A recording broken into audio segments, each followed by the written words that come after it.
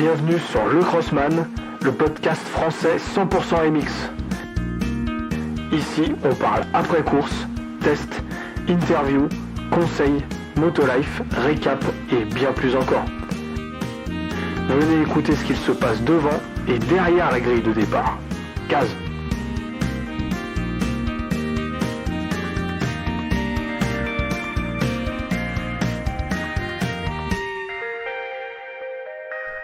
Et salut à tous, bienvenue sur le Crossman, le podcast français 100% MX.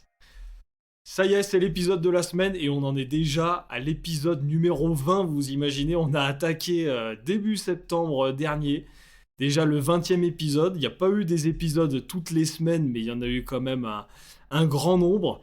Et aujourd'hui, comme toutes les semaines en ce début d'année, on fait un épisode après-course sur le SXUS. Cette semaine, c'était sur le SX de Tampa en Floride. J'ai un invité avec moi aujourd'hui, un invité et un ami pour décortiquer et analyser cette course. Et Dieu merci, c'était une course d'anthologie pour moi. C'était pour l'instant la meilleure course depuis le début de saison. C'est vraiment régalé. Comme d'habitude, n'hésitez pas à vous abonner, à partager et à liker cet épisode. C'est très important, voilà, on ne sait pas où ça va nous mener. L'épisode précédent, c'était un après-course sur le SX de Houston avec le pilote Supermoto SGR Gros Racing Germain Vincenot. Voilà, on avait vraiment bien rigolé sur cet épisode après-course. Cette semaine, j'ai Jérémy Duclos avec moi. Je rappelle, avant de commencer cet épisode, que ce podcast est sponsorisé par la marque de gants Blasphème, la marque française créée par des crossmen pour des crossmen qui propose des gants de motocross premium dont la particularité est de pouvoir personnaliser ces gants sur vos phalanges. Haute qualité de finition, confort, performance et durabilité, voilà ce que propose Blasphème dans des gants haut de gamme où la personnalisation est le maître mot. Pour en savoir plus, allez sur le site blasphème.co et sur les réseaux sociaux à Blasphème Racing. Le deuxième sponsor du podcast n'est autre que Omoto, le site d'accessoires de pièces et d'équipements MX Enduro et Route qui propose un large choix de produits au meilleur prix toute l'année. Vous équiper, améliorer, entretenir et restaurer votre moto n'a jamais été aussi simple. Pour en savoir plus, allez sur le site Omoto avec un S et sur les réseaux sociaux à Omoto. Alors comme je l'ai dit aujourd'hui, je suis avec un ami depuis maintenant quelques années, un ami savoyard qui roule plus en moto, qui fait du ski, c'est étonnant. On va décortiquer la course avec lui. C'est Jérémy Duclos. Comment ça va, Jérémy? Bah écoute, ça va, hein, tranquillement. Quoi de beau là-haut? Quoi de beau? Oh bah, il fait beau justement. On va pouvoir reprendre les entraînements de moto, donc c'est cool. Ah ouais, ça y est, sur ta 2,5 YZ 2 temps, t'as essayé le 4 temps et là maintenant tu t'es remis au 2 temps, ça t'a pas plu le 4 temps. Ouais, exactement, ouais. Bah ouais, puis blessure avec, donc ça calme. Ouais, donc, c'est du sûr coup, que... retour aux sources, un peu de mélange et puis c'est bon. et gaz. Voilà. L'épreuve de Tampa, donc évidemment en Floride, elle se déroulait dans un stade de foot encore une fois, donc stade complètement gigantesque comparé à nos standards en France. Voilà, c'est toujours bien de voir des courses avec un grand tracé où les athlètes peuvent s'exprimer, c'est toujours mieux que sur un terrain de baseball. C'était la deuxième épreuve du championnat côte Est, donc avec Hunter Lawrence, Max Henstey, Hayden Deegan et toute la clique. Cette semaine, t'as vu Jérémy, c'était assez spécial, c'était la Military Appreciation Week, t'as vu avec mon accent, avec les kits déco, de l'armée et les tenues spéciales. Ouais. Toi, c'est quelque chose que t'as aimé, ouais? C'est la course. Moi, c'est la course que je préfère, justement, les motos, elles sortent un peu d'habitude au niveau des kits déco et tout, c'est super sympa. Ouais. J'aime bien, moi. Franchement, là, avec la Pro Circuit un peu typée bombardier de la Seconde Guerre mondiale et la Honda voilà. noire et rouge, c'était franchement là, il y avait des belles motos et les tenues aussi. À chaque fois, c'est impressionnant. C'est des tenues qui sortent pas dans le commerce, mais c'est vraiment beau à voir. Hein. Ouais, je suis bien d'accord. Ouais, franchement, à chaque fois. C'est l'épreuve que je préfère à chaque année parce que rien que pour voir les motos ouais, c'est qui ça. sont un peu différentes de d'habitude, ouais. C'est sympa. Pour les passionnés de mécanique comme toi, c'est sûr que bon, il y a pas que le kit déco qui est joli. Après, faudrait vraiment voir la moto de près, mais non, c'est vraiment toujours impressionnant. Au niveau du contexte, la météo, la pluie était attendue. Mais pour les chronos, il a fait un temps sec, donc c'est sûr que pour les pilotes, pour s'acclimater à la piste, c'était toujours agréable. Et après, on a vu tout au long de la soirée qu'il y avait quand même de la pluie battante par intermittence. Est-ce que tu t'es dit, s'il pleut, ça va profiter à certains pilotes?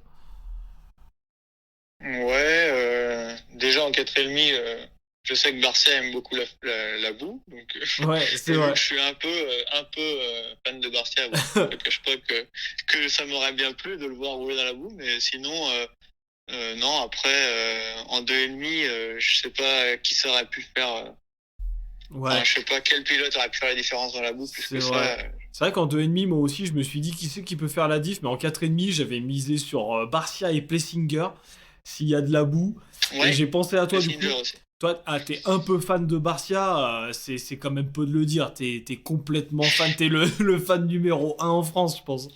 Ouais, je sais qu'il est pas forcément bien aimé, mais on va dire que je cautionne pas tout ce qu'il fait non plus, hein. Des Ouais, fois, c'est un ouais, peu plus que limite. ouais. Mais oui, oui, j'aime le pilotage, le personnage et le pilotage. Il a été sage en plus cette semaine. Il me semble qu'il y a rien eu de spécial avec Barcia, hein. Bah, c'est drôle aussi parce que il y a eu une touchette avec Anderson et du coup, Ah pour une fois que c'est oui! pas lui, et apparemment Anderson se serait fait punir, du coup, ça fait un peu polémique. Ouais, ouais, Parce ouais. que Barcia, il fait des fois 4 fois pire et bon, il s'est C'est déjà vrai. fait punir, hein, mais Ouais. on a plein qui disent putain, il a rien fait, Barcia. Anderson, pardon, il a rien fait, il se fait punir alors que bon. Mais bon, c'était marrant du coup. Après, c'est dommage parce que du coup, les deux ils bousillent leur manche à Bah cause c'est de ça, ça. ouais, on y Mm. reviendra pour le débrief de la finale 4,5, mais c'est sûr que c'est vraiment dommage, je vous donnerai mon avis plus tard, et à mon avis, le genre de truc comme ça, autant pour Mm. Anderson que pour Barcia, ça sert à rien, ils se mêlent dans la même galère enfin régulièrement, pour pas dire toutes les semaines. Sinon, sur ce contexte Ouais. aussi de cette épreuve, on peut dire la terre était quand même de très bonne qualité, terre assez foncée avec pas mal de grippe. Il y avait une longue série de whoops, de 14 whoops. Elle était vraiment longue, impressionnante et difficile pour les pilotes. Et surtout à Tampa, le truc qu'il y a chaque année, c'est une partie sable impressionnante avec du sable de la plage de Tampa, voilà, pour vraiment rappeler que le circuit est pas loin de la plage. Qu'est-ce que t'en penses des parties sable en supercross? Est-ce que t'aimes ou est-ce que si elle serait pas là, ça serait pareil? Ouais, j'aime bien, ça permet de faire une petite différence pour certains, mais comme là, j'ai trouvé qu'il y en avait quand même beaucoup, Ouais. peut-être un peu trop. C'était le Touquet en fait ce week-end, en même temps. Ils ont Non, mais copié. hein? Ils ont copié le Touquet ce week-end. Ouais, ouais, ouais, c'était un peu ça. Ça va bien avec la période. Donc c'était le Touquet il y a pas longtemps, mais non. Puis après, enfin, je trouve qu'il y en avait un peu trop, et puis ça se défonce vachement. Du coup, t'as moins de vitesse. Bon, Mm. c'est un peu de différence, C'est mais ça, ouais. je Ouais, suis ça pas fait la super fan. différence. Ça fait la différence, c'est piégeux. Et on a vu de nombreuses chutes, hein, on reviendra après, de nombreuses chutes dans cette partie sable. Heureusement qu'il n'y a pas des parties sable longues comme ça à tous les supercross, sinon c'est sûr que ça serait un peu chiant pour les pilotes, du moins, parce que pour le spectacle, c'est vraiment impressionnant. Mais souvent, voilà, il y a une petite partie sable avec un petit virage. Là, c'était vraiment une longue ligne droite avec des vagues. Voilà ce qu'on peut dire sur ce contexte et sur ce terrain. Pour vite fait embrayer sur les chronos en 2,5, on avait évidemment Hunter Lawrence en forme, suivi de Max Ensti, Jordan Smith, le vétéran de la catégorie sur sa Star Racing, et Tom Vial un peu moins à l'aise. Comment t'as trouvé tout le long du week-end notre jeune Tom Vial dans les whoops? Est-ce que tu vois vraiment qu'il a un retard dans cette partie du circuit? Ouais, légèrement, ça me fait un peu penser au même souci que Marvin Musquin, du coup. Ouais. Mais je pense que ça viendra tranquillement en cours de saison. Vu que c'est un pilote motocross, forcément. Et il n'est pas aussi efficace que certains, mais je trouve déjà qu'il prend ses marques rapidement et il montre qu'il est là quand même, donc c'est bien. Ouais. Voilà, faut savoir que contrairement à beaucoup de pilotes français, il n'a pas fait du tout de SX avant d'aller aux US. Il s'est concentré sur le motocross et donc la catégorie MX2 en championnat du monde. Il y a beaucoup de pilotes français qui font du SX, hein. La scène SX française est très développée. J'ai eu l'occasion d'interviewer pas mal de pilotes qui font du SX sur le championnat de France, mais Tom Vial n'en a jamais fait et il a appris plutôt vite. Il lui manque évidemment la vitesse encore dans les whoops. J'espère que ça va venir vite, mais pour accrocher un podium, voilà, c'est pas pour tout de suite. Après, en embrayant sur les hits, au lieu de résumer les hits en entier, j'ai envie de résumer les moments forts des hits uniquement, sinon le podcast il durerait 2 heures et demie. Moi, j'ai relevé en moment fort la 250 hit 2 avec Danger Boy Digan qui gagne sa hit.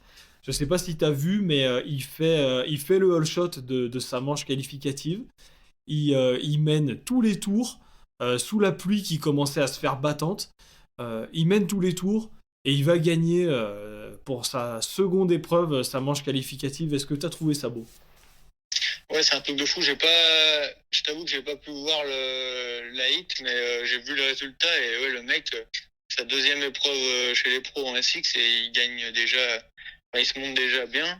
Alors, ouais, non, franchement, je pense que ça va promettre. Après, je trouve il a encore des petits trucs à corriger. Et j'ai vu justement pendant la finale que, je sais pas si t'as fait gaffe, à un moment donné, sur le saut d'arrivée, il se prive de sauter parce qu'il y a Lorenz à côté, alors que bon, ils arrivaient en même temps dessus. Je pense qu'il lui manque un peu de confiance quand même sur certains trucs. C'est ça, mais, ouais. Mais je pense que ça va promettre avec lui. Ouais. Il a préféré ne pas sauter pour être sûr de ne pas rentrer en collision en l'air. Après, il n'a pas perdu beaucoup de temps. Est-ce que c'était un mauvais choix? Peut-être pas. Mais voilà, il n'a pas perdu beaucoup de temps. Et puis, si ça lui évite une blessure, comme je l'ai dit au podcast précédent avec Germain Vincenot, je pense que pour lui, ça va être une année à vraiment ça va être important de faire tous les tours et à acquérir de l'expérience. Ça sert à rien de faire le fifou à essayer de gagner ou de faire deux. Faut faire tous les tours, il faut voir, il faut faire des dépassements, il faut voir ce qui se passe autour. Ça peut être que bénéfique. Il y a plein de rookies qui, dès les premières épreuves, se blessent. Donc voilà, on ne sait pas ce qu'il va nous réserver pour la suite. Mais là, vraiment, pour lui, c'est important d'acquérir de l'expérience et de faire tous les tours. Ah oui, je pense pas qu'il ait fait le mauvais choix. Je me pose juste la question de savoir si un autre pilote aurait fait pareil, en fait. Est-ce que c'est vraiment... il s'est dit, tiens, est-ce que je vais rentrer en collision avec le leader du championnat? Ouais. Voilà, je sais pas si c'est de la peur qu'il a eu ou si il s'est dit, tiens, je veux pas tomber. Enfin, je sais pas comment il a raisonné, en fait. Je sais pas si un autre pilote aurait fait la même chose. Moi, quand il a fait ça, j'ai directement pensé à Austin Faulkner. Tu sais, l'année dernière, il s'était mis Oui. en collision en l'air avec Jet Lawrence. Et je me suis dit, tu vois, Austin Faulkner, peut-être qu'il aurait sauté et ça aurait mal fini. Donc après, voilà, on peut pas savoir, on n'est pas dans leur casque ni rien. Mais je trouve qu'il a quand même assez de maturité dans son pilotage. Il est surtout constant. À tous les tours de cette fameuse Hit 2, il a été très constant et je m'attendais pas à autant de constance de la part d'un jeune de 17 ans. Donc bien joué, Digan. On verra ce que ça donne pour la suite. On a le jeune aussi Chen Saimas qui fait 2 sur la Honda. Donc là, c'était vraiment 1 et 2 des jeunes. Et Lorenz qui fait 4 après un mauvais départ.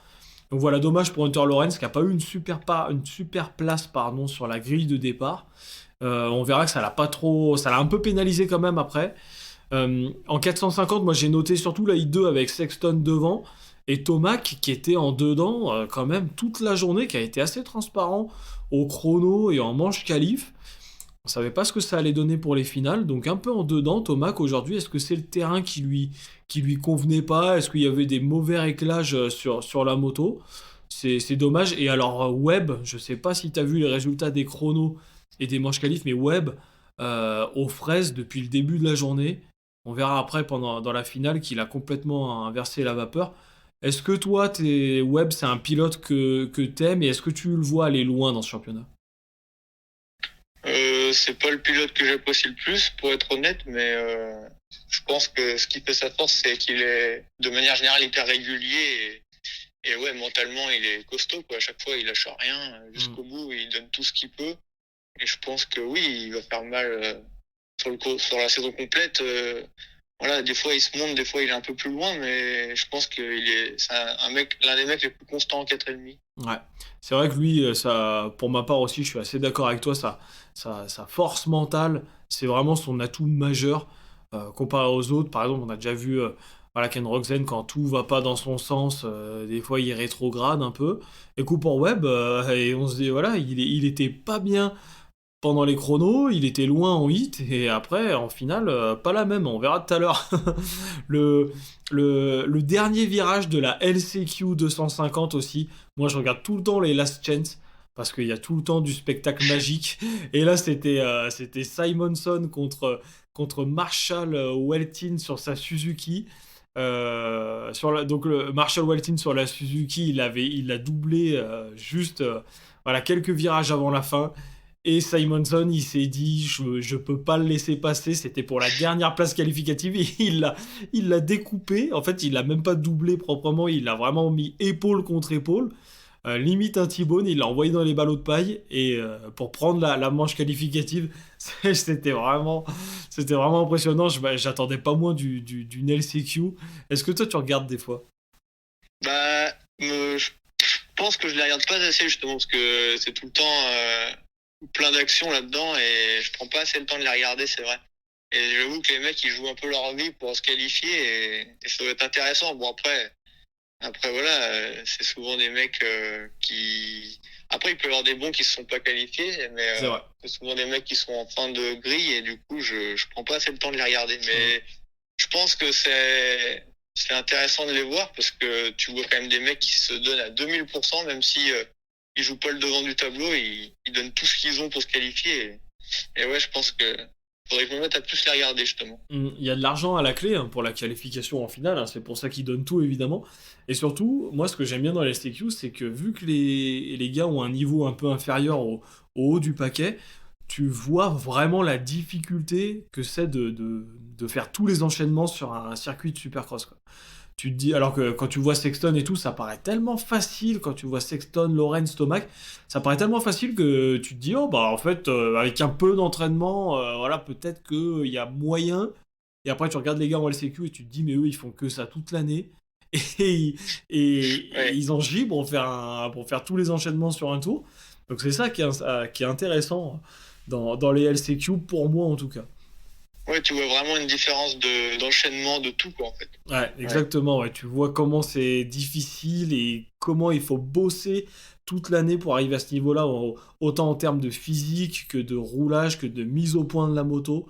C'est vraiment à part. Voilà, on peut pas arriver avec une machine vite fait comme sur un terrain de cross facile. Non, là, ça pardonne pas. Et les mecs se donnent à 2000%, comme tu dis.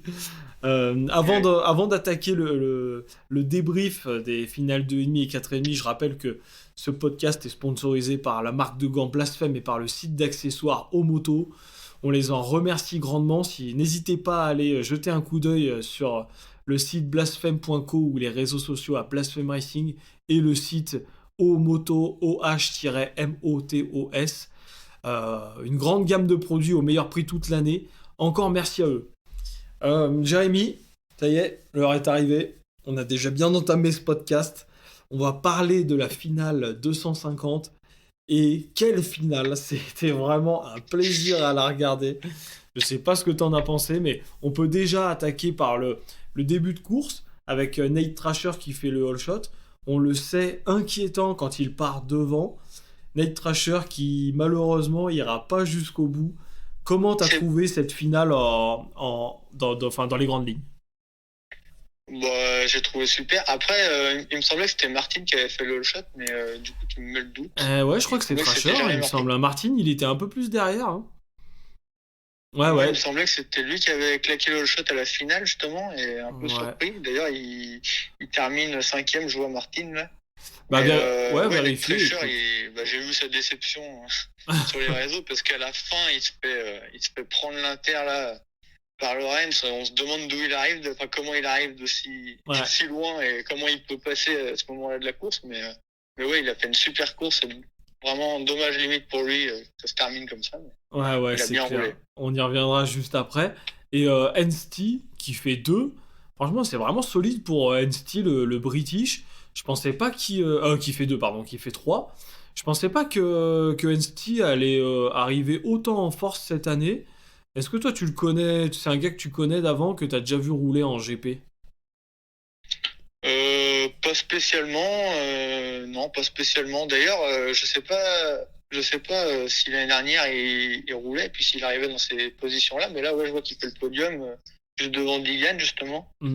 Et ouais, non, je le suis pas spécialement, Ouais. Il me semble Maxence. qu'Anstey, l'année dernière, il a roulé en 4,5, donc il avait des résultats un peu moins probants. Mais là, cette année, il roule bien et il est 2 au championnat. Il va falloir qu'il continue, mais s'il est constant comme ça, il peut accrocher vraiment une belle place au championnat.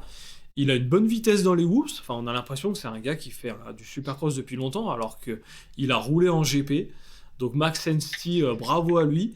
Et en quatrième place, on a Hayden Digan qui fait 2 quatrièmes places sur ses 2 premières épreuves.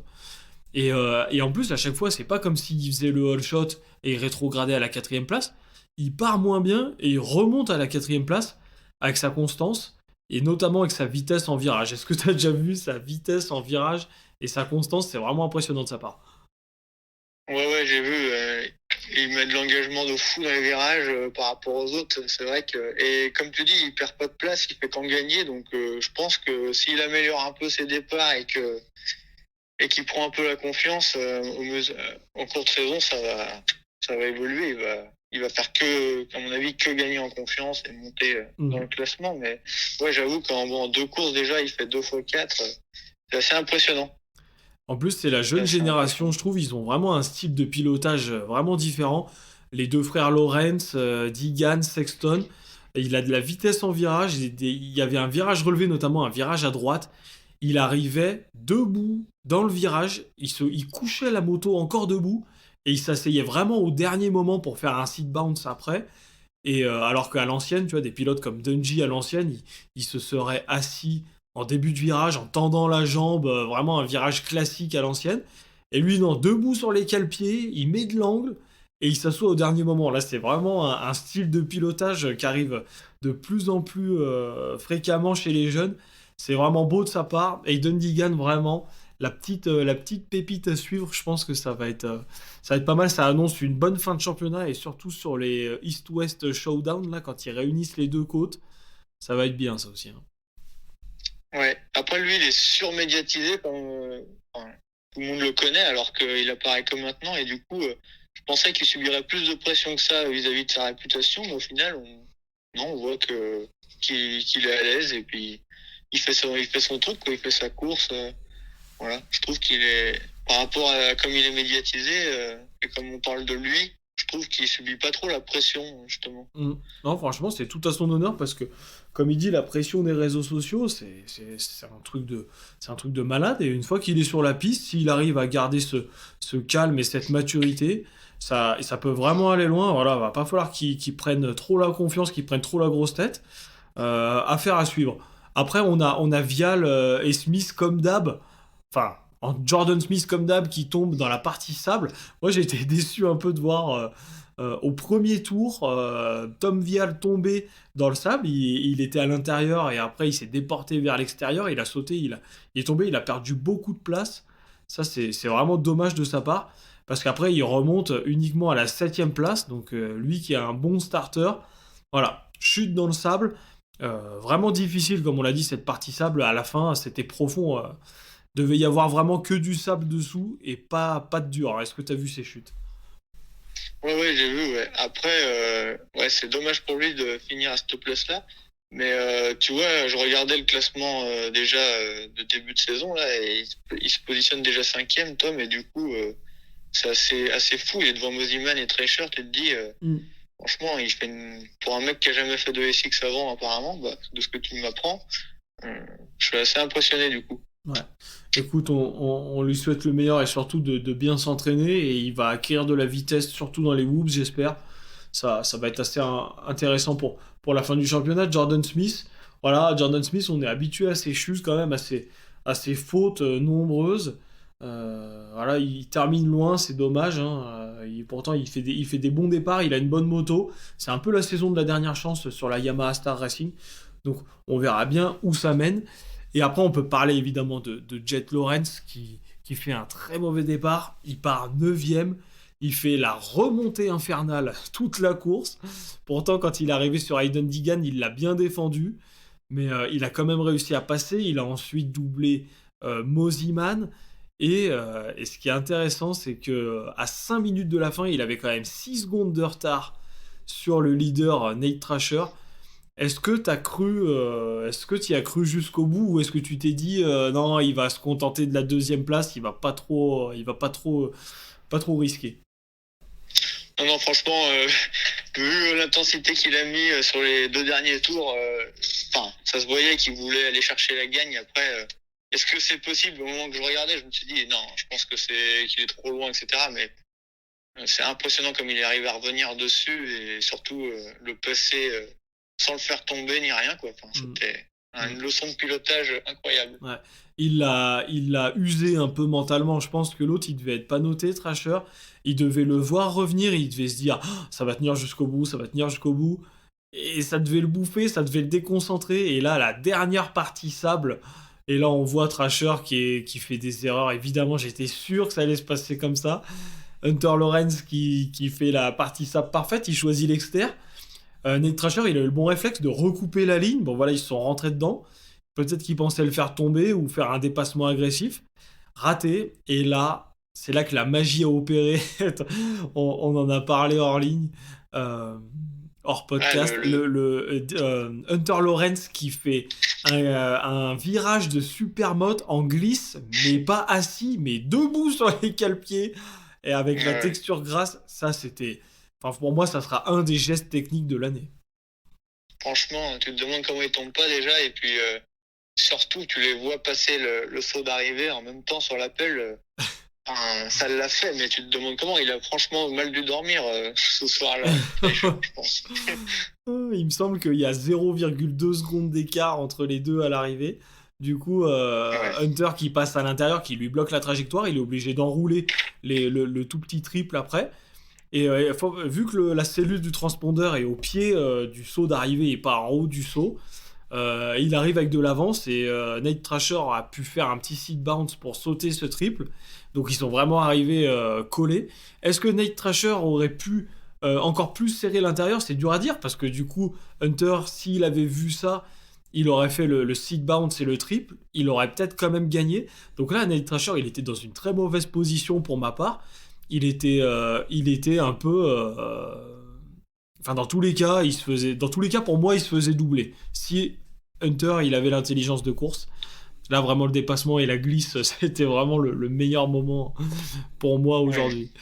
Est-ce que tu as quelque chose à rajouter sur cette finale 250 ou on a fait le tour? Non, il y a juste... tu l'as pas précisé, mais tu sais, il y a Mosiman qui a fait un block pass sur Digan aussi, on n'a pas parlé de ça.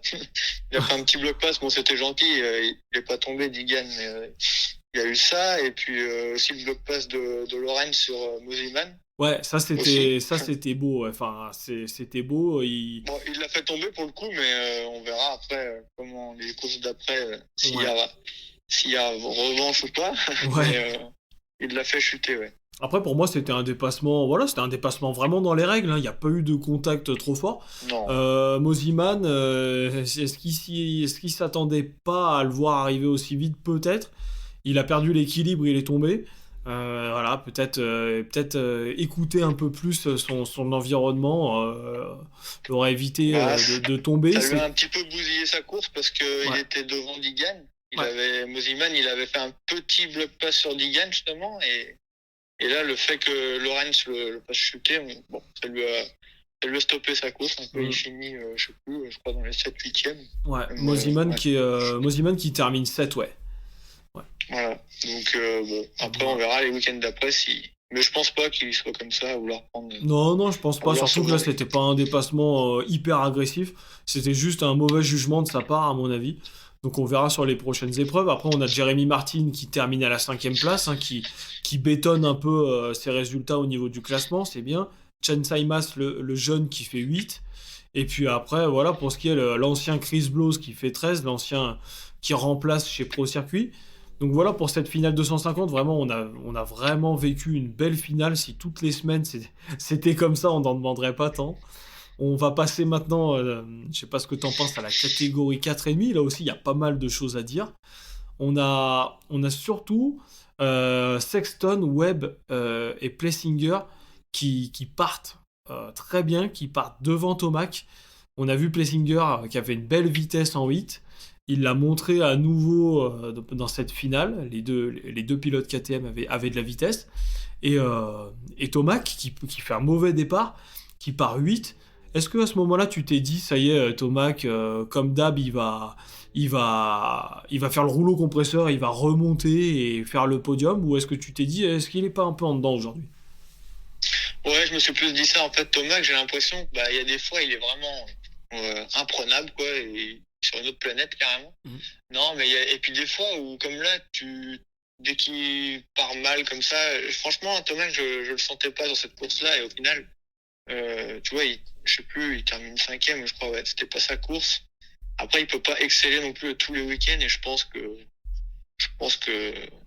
c'était pas son truc, ni le sable, ni l'environnement, je sais pas, mais en tout cas, il est mal parti, il est mal sorti, et ouais, il est resté 5e, malheureusement. Ouais. Après, voilà, si le terrain lui convient pas, s'il a pas trouvé les bons réglages, 5e place, c'est pas non plus la fin du monde, hein, il sauve les meubles. Faudrait pas qu'il ait évidemment 5 épreuves comme ça d'affilée. Mais voilà, Thomas qui est un peu en dedans, il a pas voulu prendre de risques. Est-ce qu'il a des séquelles de la chute de l'épreuve d'avant? Je sais pas, mais voilà, cinquième c'est quand même pas mal. Enfin, de l'épreuve d'avant, de l'épreuve d'Anaheim 2, c'était sa chute.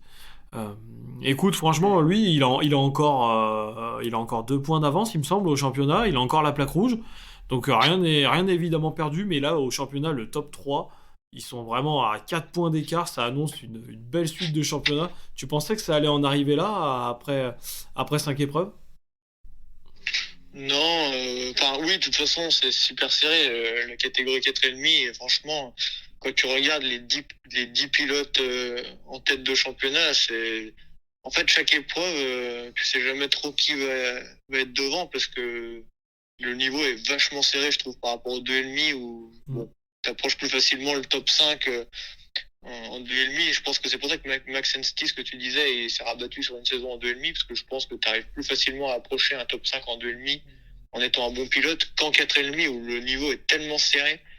Et ouais, non, c'est sûr que je suis à moitié surpris, parce que là, comme tu dis, à 2 points près, t'as la gagne. Après, t'as Webb qui est tout de suite derrière, et Anderson et Rogden, ils sont à 1 point près. Enfin, franchement, le championnat, il peut encore prendre plein de tournures différentes. Ouais, c'est ça qui est bien avec ces championnats 4,5. En plus, c'est des championnats longs de 17 épreuves, tout peut arriver. Il y en a un qui peut tomber, il y en a un qui peut se blesser, il y en a un qui peut avoir une forme de folie sur la fin de saison. Donc c'est toujours intéressant d'avoir un championnat avec beaucoup d'épreuves.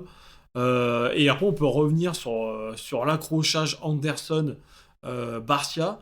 Anderson, Ouais. c'est fou. À chaque fois, je me dis, mais il a la vitesse. Là, il avait la vitesse clairement pour faire un podium facile. Il a gagné sa hit.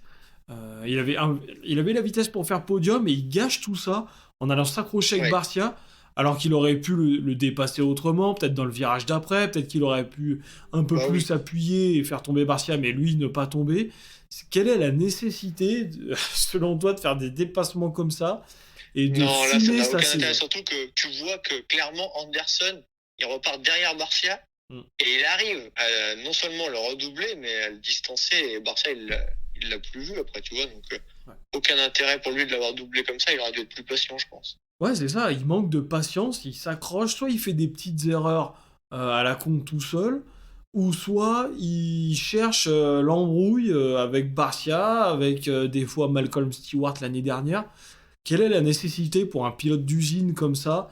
Pourtant, je l'aime bien, il a un style, il a un style un peu loose, un Ouais, peu je l'aime bien spécial. aussi. Ouais, non Ouais. mais c'est ça, il a la vitesse, il pourrait faire constamment des podiums et on a vu d'ailleurs que là cette année s'il faisait top 3 à toutes les épreuves, et ben il serait peut-être devant ou alors deuxième. Et non, il continue de faire des trucs comme ça, vraiment, ça va falloir trouver la solution pour Anderson et arrêter ça. Il est à 20 points maintenant au championnat, il me semble. Donc c'est pas mort, mais s'il avait fait podium, et bah, au lieu d'être à 20, il serait à 12 et rien ne serait perdu. Là maintenant, il est à 22, c'est 22 ou 24. C'est quand même pas la même, hein. Donc il reste quand même un paquet d'épreuves. Si j'étais team manager de chez Kawa, je lui dirais écoute, petit, maintenant t'es gentil, concentre-toi, patient, Oui. et tu vas les avoir avec ta vitesse et ta constance, hein. c'est clair qu'il y a un petit, ouais, ils se font tout le temps des petits coups bas avec Barcia. Je vois pas trop l'intérêt, ni pour l'un ni pour l'autre de faire ça. Mais bon, après, Ouais, voilà, je pense que c'est deux personnages à fort caractère et qui aiment bien, c'est ça. qui aiment bien se montrer sur la piste comme ça. Ouais. Mais bon, après, Anderson pas forcément le meilleur choix. remontera, ouais, c'est ça, il remontera à la 6ème place, donc c'est vrai qu'il avait vraiment la vitesse d'aller accrocher un podium, parce que pour tomber, repartir 17ème et finir à la 6ème place, il avait une grosse vitesse. Ah oui. Après, pour moi, un des hommes de la finale 4,5, c'est Cooper Webb, comme on l'a dit. Cooper Webb, je m'y attendais pas. Je l'avais mis dans le top 5, mais je l'avais mis quand même plus loin dans mes pronos. Grosse force mentale de Webb. Il part deuxième derrière Sexton et il a usé mentalement toute la manche et j'étais à 90% sûr que ça allait finir comme ça, que Sexton allait craquer. C'est souvent comme ça que fait Webb, avec son pilotage atypique, t'as vu, avec sa KTM cadracier, pardon. Il coupe très bas dans les virages relevés, il tourne limite à plat, il prend pas les ornières d'en haut, il coupe très bas. Et sa force mentale a fait qu'il est remonté vite sur Sexton. Est-ce que tu pensais que Sexton allait craquer? Bah, honnêtement, pas forcément, parce que Sexton, il fait tout le temps, quand il est devant comme ça, il fait ses courses, il fait sa course et on l'a vu plusieurs fois qu'il arrive à maintenir sa position et garder son avance. Mais là, il a chuté dans les hoops. Et ouais, je pense il a dû avoir un petit peu de pression et puis aussi il a failli chuter aussi dans le sable. Donc je sais pas si c'était un pépin physique ou quoi, ou s'il aime pas trop le sable, mais on a vu qu'il a fait une erreur dans le sable à un moment donné. Il a failli tomber et après bah il fait sa chute dans les hoops. Donc voilà, déjà c'est bien qu'il arrive à conserver sa deuxième place, qu'il se soit pas blessé. C'est vrai. Mais ouais, c'est sûr que je pensais qu'il allait tenir, moi personnellement. Moi, ça me rappelle trop les courses Cooper Webb contre Ken Roczen des années 19, 20, où à chaque fois il le doublait. Et là, je me suis dit, mais il est parti pour faire pareil. Il l'a pas lâché d'une semelle. Une fois, il a fait une petite erreur dans les whoops, il est remonté. Et quand même, je pense que Sexton, pas le meilleur choix de ligne dans les whoops. Il s'entêtait tous les tours à prendre cette ligne au milieu des whoops où c'était creusé, où vraiment il y avait limite plus de whoops. Il s'entêtait alors que Webb il les driblait bien sur la droite. Peut-être qu'il aurait dû un peu explorer le terrain et aller voir ailleurs. Dans les whoops, il s'est entêté sur la ligne et voilà, le pneu, au bout d'un moment, a mordu un angle de cette ornière dans les whoops. Il a chuté à 2 minutes de la fin. Ouais. C'est quand même pas mal d'avoir conservé la deuxième place, mais il doit s'en vouloir. Ouais, je pense qu'il doit s'en vouloir. Ouais. Mais après, bon, il est à 2 points de Tomac au championnat. Ça va, il a fait quand même sa place.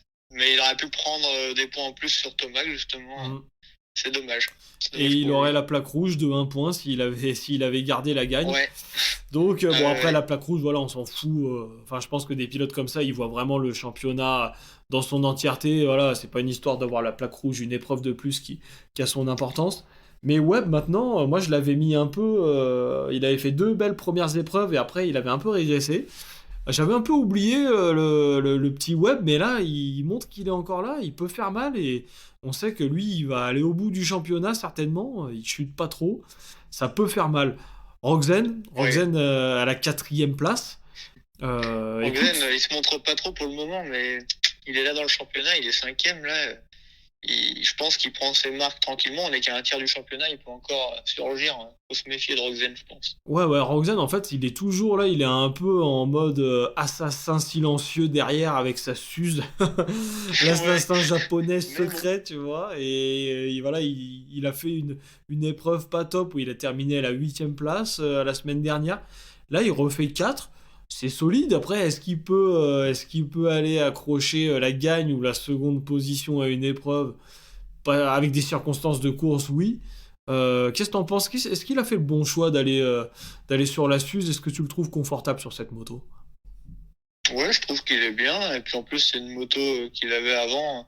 Il roulait déjà chez Suze avant. Et je pense que s'il a fait ce choix-là, c'est qu'il avait besoin de retrouver cette moto-là qui a dû forcément lui rappeler des souvenirs. Mais moi, je pense qu'il est bien sur cette moto. Il faut juste que quand tu as une nouvelle machine comme ça, je pense que tu peux pas tout de suite est aux avant-postes avec une nouvelle moto et je pense qu'il va créer encore pas mal de surprises d'ici la fin de l'année, fin de la saison.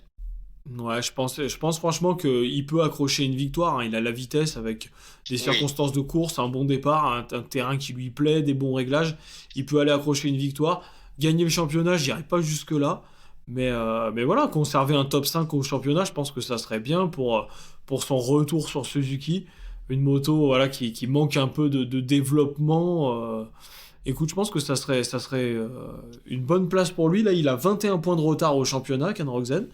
On verra ce que l'Allemand va nous faire. Et Tomac, on en a parlé un peu en dedans à la 5e place.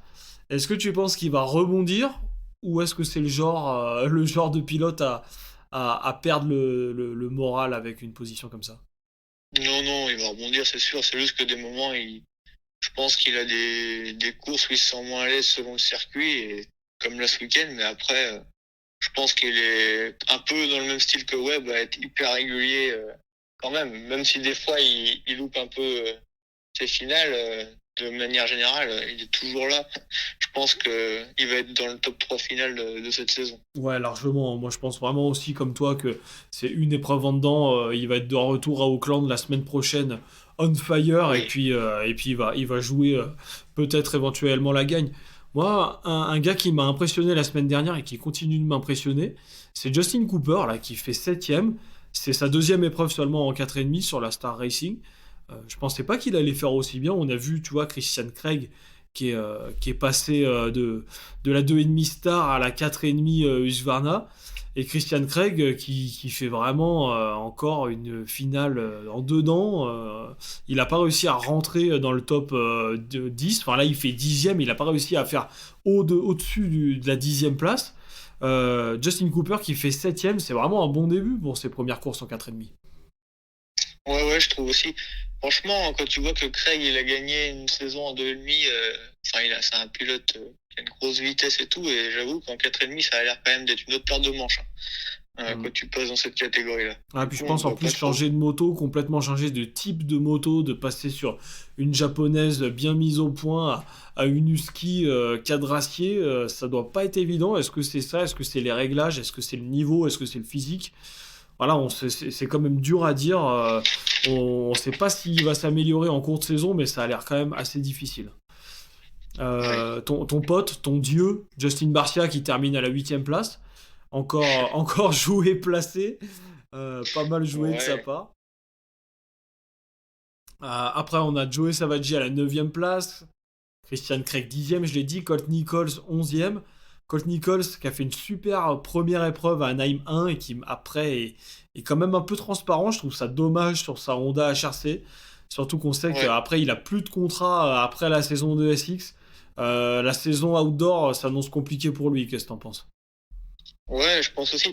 Moi, je suis super surpris pour en revenir à ce que tu disais là. Je suis super surpris par rapport à Cianciarulo et Savaggi, moi. Les deux autres pilotes Kawa, il y a Anderson qui est là, mais je trouve que eux, pareil, c'est des super pilotes et ils ont un peu de mal à se montrer plus devant. Je pensais mieux d'eux, tu vois. Bah, et après, Colt Nichols, oui, c'est pareil. Ouais, Colt Nichols, je pensais un peu mieux aussi, l'ancien champion 2,5. Ça a vraiment l'air d'être compliqué d'accrocher le top 5 en 4,5. À mon avis, il y a un gros niveau, parce que quand tu vois qu'eux, ils ont été champions 2,5, et là, ils sont aux fraises, tu vois, tu te dis, bon, ok, gros niveau. Et pour revenir à Cianciarulo, c'est vrai qu'à mon avis, il y a quand même le manque de roulage. Il a manqué beaucoup de courses ces dernières années, et il a sa blessure au coude qui lui donne des fourmis dans les mains. Ça a l'air d'être compliqué à gérer. Est-ce que ça annonce un peu le déclin de Cianciarulo? On verra bien. Je ne sais pas s'il est en fin de contrat. À mon avis, oui. Sur la Kawa officielle, on verra bien ce que ça donne au printemps. Et Savaggi, il est sur une Kawa. Par contre, c'est sur une Kawa privée. Quasiment une moto stock. Il a uniquement des pièces pro circuit. On sait qu'en 2017, il a loupé le championnat de peu en Supercross. Oui. Mais voilà, là, il rentre quand même régulièrement dans le top 10. Et au championnat, attends que je regarde, il est quand même à la 9e place, égalité avec Cianciarulo au championnat. Donc sur une Kawa quasiment stock, c'est quand même bien à voir. Mais en fait, il faut vraiment de la constance dans ce championnat pour y arriver. Ouais. c'est beaucoup plus serré et beaucoup plus difficile d'accès, je pense, de par des bonnes places que la catégorie 2,5, parce que c'est tous des mecs qui ont gagné ou presque gagné des saisons en 2,5, et quand tu les vois là tourner autour de la entre 8 et 12e place, tu te dis vraiment, je pense que vraiment être au taquet pour arriver à faire des bonnes places en finale 4,5. Faut de l'expérience ou alors faut de la vitesse pure et du talent comme Sexton qui a réussi à performer direct. On verra Jet Lawrence qui va arriver en outdoor sur la 4,5. On verra s'il arrive à faire pareil ou si justement il aura du mal à accrocher des top 10. On aura l'occasion de suivre ça, évidemment, sur les podcasts si la Terre n'a pas explosé d'ici là. La prochaine course, c'est Auckland, la course qui avait été annulée, la deuxième épreuve qui avait été annulée pour cause de pluie. C'est donc le retour de la côte ouest en 2,5. Je vais te demander tes pronos, juste qui c'est qui va gagner en 2,5, qui c'est qui va gagner en 4,5 selon toi, Jérémy? Qui va gagner en 2,5? Ouais. Moi, je pense que Treasure, il va avoir un... Sauf que c'est la côte ouest, il y sera pas. Ah, il y sera pas? Ah, mais non, c'est l'autre côte, pardon. Oui. Bah, automatiquement, je te dirais tout de suite Jet. Ouais. Parce que cette année, il est vraiment... c'est un missile, hein, clairement. Je trouve que t'as pas un pilote qui l'inquiète pour le moment. Donc, c'est vrai. Je mise ça sur lui parce que... Ouais, moi je suis plutôt d'accord. Il est au-dessus et je pense que quand il va passer en 4,5, ça va faire comme un peu un Sexton. Je pense qu'il va très vite être devant. Ouais, franchement, je vois pas qui c'est que je mettrais d'autre. À part Jet Lawrence, je vois pas McAdoo aller l'inquiéter. Je vois pas M. Shire aller l'inquiéter. Il peut y avoir des faits de course. Moi, je reste aussi sur Jet Lawrence. Tu mettrais qui en 4,5 la semaine prochaine? 4,5, ouais, tellement de gars qui peuvent. Mais 1, 2, 3 là, Thomas, Sexton, Webb, de toute façon, clairement ils sont au-dessus. Ils sont au-dessus, je pense, du reste. Et je mets ça sur un des 3. Après dire lequel, c'est compliqué. À voir si Thomas qui va se reprendre ou pas. Et Webb, je pense qu'il sera forcément là. Ouais, je vais mettre ça quand même sur Sexton parce que il a une grosse vitesse et puis de toute façon, je l'aime bien, donc je vais mettre ça sur lui. Écoute, on a les mêmes pronos cette semaine. Moi aussi, je mets Sexton, style de pilotage. J'espère que là, ça lui a vraiment fait un coup au moral de vraiment à 2 minutes de la fin. Voilà, un petit déclic à 2 minutes de la fin. Il nous l'a fait plusieurs fois, donc il peut encore nous la refaire. Mais voilà, je mise quand même sur Sexton. Il a la vitesse. Il est encore plus rapide que Thomas, qui le montre au chrono tout le temps. Et je pense que ça va enfin payer sur une victoire d'épreuve. Pour finir ce podcast, on va finir par la fameuse rubrique un peu plus légère. Qui c'est que tu mettrais en homme du jour, toute catégorie confondue, Jérémy? En homme du jour, je mettrais Digan parce que pour un mec qui vient de rentrer chez les pros, d'être déjà dans le top 5 et d'arriver à doubler des gars comme Lawrence, enfin je veux dire, je le mettrais parce que pour moi il a un truc un peu en plus. Ok. Moi en homme du jour j'ai Hunter Lawrence. Voilà, juste pour cette finale de folie, cette remontée infernale. Vraiment un homme du jour. J'aurais pu mettre Cooper Webb, hein, mais non, Hunter Lawrence quand même, la finale. Quand j'ai regardé la finale, j'étais au poste de secours sur la tablette, j'ai gueulé. C'était de la folie. Ouais, c'était vraiment un régal. Déception du jour maintenant. Déception du jour, je te dirais Jérémy Martin. J'espère un peu mieux de lui quand même, parce que c'est un pilote que j'aime bien. Ouais, ok. Et en sachant qu'il fait le all shot, un peu dommage qu'il termine du coup à la 5e place. Donc, un peu déçu de Jérémy Martin. Ouais. Mais la saison ne fait que commencer. Hein. Vraiment, déception du jour, j'ai mis Tom Vial, malheureusement. Voilà, ça m'a un peu... J'étais un peu triste de le voir tomber au premier tour dans le sable, surtout qui est un pilote de MXGP. Je me suis dit, il va tous les déposer dans le sable en mode Touquet. un peu dommage. Après, c'est voilà, une erreur comme ça d'inattention, ça arrive. Tom Vial, petite déception du jour. J'aurais préféré qu'il accroche le top 5. Ça aurait pu lui remonter le moral. On verra bien sur les prochaines épreuves. Alors, la catégorie Lead Kit maintenant, la plus belle tenue. Et cette semaine, il y avait vraiment de quoi se mettre sous la dent. Est-ce qu'il y a une tenue qui t'a vraiment marqué? Moi, j'ai bien aimé celle d'Hunter. Après, elle était sobre. Mais moi, c'est le genre de tenue que j'aime bien. Ouais, gris un peu doré. Ouais, ouais, j'ai bien aimé. Alors moi, Elle était, ouais, elle vas-y. était bleu, un peu bleu là pour la finale, un petit peu bleu. Ouais. Enfin, moi, j'ai bien aimé celle d'Hunter. Ouais. Ouais, c'est vrai qu'elle Avec était de bien. l'or. Elle était un peu flashy, ouais. Enfin, c'est pas flashy, mais un peu avec les lettres dorées, ça pétait vraiment bien. Ouais. Moi, j'ai eu un petit faible aussi pour la tenue Alpine Star d'Anderson, Tomac et Sexton. Ah ouais, bleu La et jaune jaune. et bleue. Je suis pas très jaune d'habitude. Mais là, voilà, c'était pour le thème militaire de la Navy. Ouais. Franchement, bleu et jaune, bien pétant. Là, en plus, avec les bottes Alpine Star bleu.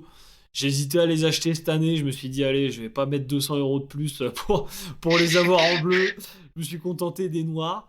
Et non, non, vraiment, vraiment beau le lead kit là. Ça va être dur à battre parce que c'est la semaine militaire, c'est toujours sympa. Et pour finir, le crash du jour, est-ce qu'il y en a un que tu te souviens bien? Bah, forcément celui de Sexton dans les hoops. Ça Ouais. m'a un peu déçu, mais non, c'est celui qui m'a le plus déçu, je pense. Ouais, ok. Ben moi, je dirais pareil, hein. Le crash de Sexton, c'est vraiment le moment fort de la finale 4,5. Le crash de Ouais. Sexton, ou alors après.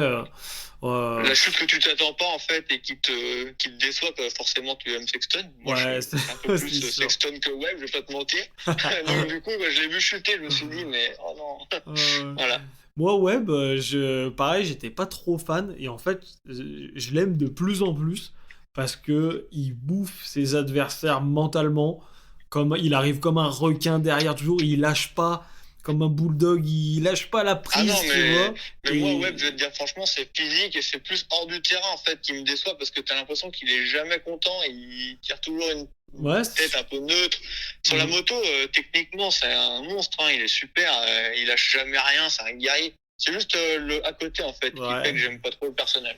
C'est vrai que le personnage, après, il est un peu spécial. Mais après, ce qui compte, moi, j'essaye d'oublier le personnage et voilà, j'essaye de penser vraiment Oui, uniquement au comportement de la moto. Je l'aime de plus en plus. On verra ce qu'il va faire. Et c'est vrai que les courses, là, Web contre Roxen les dernières années, si t'étais un fan de Roxen, c'était dur mentalement.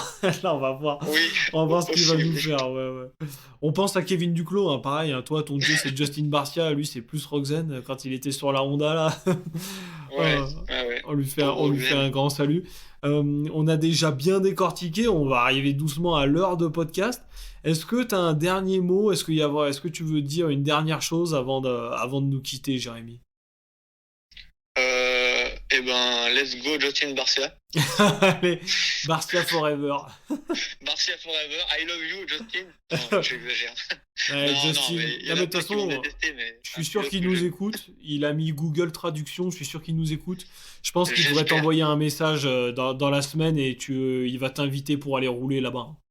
Moi, je pense. Hein. De toute Ouais, façon, franchement, je vois que il va se ça. rappeler de moi. Moi, je l'ai vu à Genève. Ah oui, c'est vrai, à Genève, quand Bah on avait oui, fait une pancarte Barcia et qu'il l'avait vu, c'était magique. bah Oh oui. là là. Le SX de Genève, Donc, d'ailleurs, on espère qu'il va revenir. C'est vraiment un super SX. Pour moi, en ça Europe, me manque. Ouais. c'est un SX incontournable avec le SX de Paris. La salle à Genève, elle est vraiment super bien. On espère que ça va revenir et faire un épisode après course en live en interviewant Justin Barcia. Là, ça serait le summum. Ah oui, j'ai pas d'infos là-dessus, mais c'est vrai que depuis 2019, ils l'ont pas refait et c'est un peu dommage. C'est vrai. Écoute, on verra bien cette année. En tout cas, un grand merci à toi, Jérémy, d'avoir participé à ce podcast et d'avoir fourni ton analyse à tous nos auditeurs. C'était intéressant comme d'habitude. Merci à tous de nous avoir écoutés. N'hésitez pas à vous abonner, à partager et surtout à en parler autour de vous. On ne sait pas où ça peut nous mener. Si on peut acquérir plus de sponsors, ça serait que mieux. Merci à tous et surtout à la semaine prochaine. Merci Jérémy et à un de ces quatre. À Bah, très avec vite. plaisir. Allez, ciao. Salut à tous. Ciao, ciao.